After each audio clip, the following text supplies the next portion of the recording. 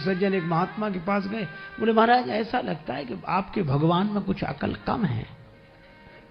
महात्मा बोले अहो भाग्य जो तुम्हारा दर्शन हुआ, कम सही है तो, कम सही है तो, हम तो मानते थे है ही नहीं। वो आदमी बोला आप संत होकर कैसी बात करते हो कि भगवान में अकल है ही नहीं।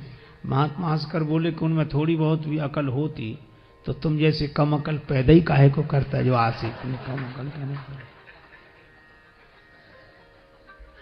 लेकिन भगवान भी इन अभिमानियों का ऐसा इलाज करते। एक आदमी ने अपने मित्र से कहा कि चलो एक नया विषय शोध करेंगे। अच्छा क्या, इस दुनिया को बनाने में भगवान ने कितनी गलतियां की हैं, अपनी गलती आज तक मिली नहीं, भगवान की गलतियां। मित्र ने कहा वाह यह तो बड़ा मौलिक विषय रहेगा, इस पर तो आज तक किसी ने चिंतन किया नहीं, शोध नहीं किया, बहुत मूल्यवान कृति होगी है आपकी शोध की, शोध प्रबंध। चलो कलम कागज ले लिए, मित्र लिखे वो गलती बताए, हर जगह देखे भगवान ये गड़बड़ी कर दी भगवान ने। क्या, एक गांव में गए तो छप्पर नुमा मकान था, उस पर कद्दू के काशी फल बड़े बड़े कद्दू लगे हुए और बेल दुबली पतली चौड़े पत्ते। बोले लिखो परमात्मा की गलती नंबर 1, नोट करो। इतनी दुबली पतली नाजुक सी बेल, इसमें इतने बड़े बड़े फल हैं, इससे समझ में आया वो बेअकल है।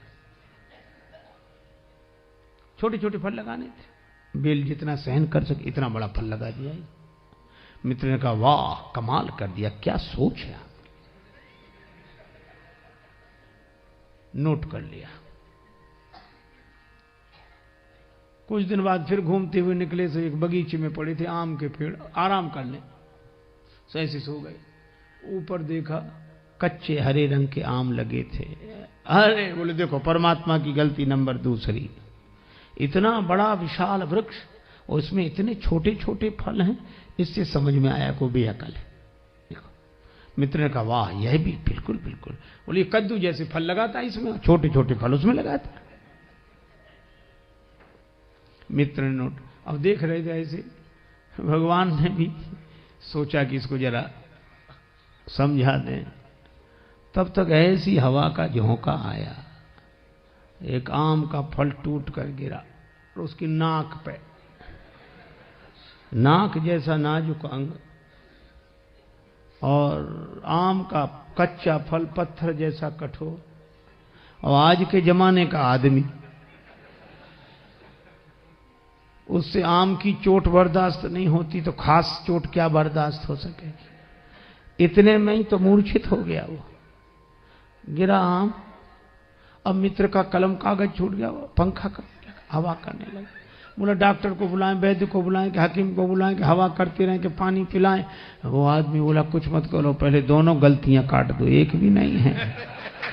क्यों? बोले भगवान ने अच्छा किया कि इतने बड़े बड़े फल नहीं लगाए इस पेड़ में, नहीं इतने से फल ने तो अधमरा कर दिया, ऊपर से उतना बड़ा फल गिरता तो मामला ही साफ हो जाता। भगवान मानने को तैयार नहीं भगवान पर। तो अभिमानी से बड़ा कोई अनाथ नहीं होता जो भगवान को न माने।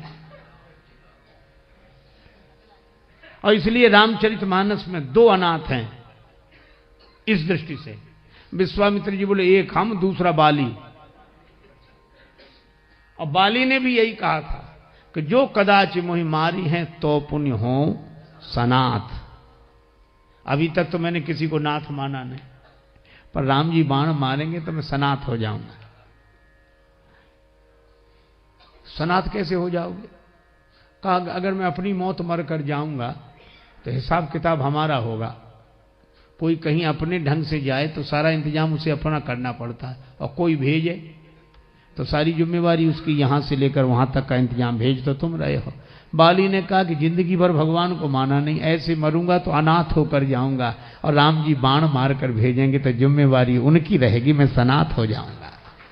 जो कदाचि मोहि मारी हैं तो पुण्य हो सनाथ। और हुआ भी, बाण लगा तो भी कह लिया अवगुण कवन नाथ मोहि मारा। नाथ शब्द से नाता जोड़ा।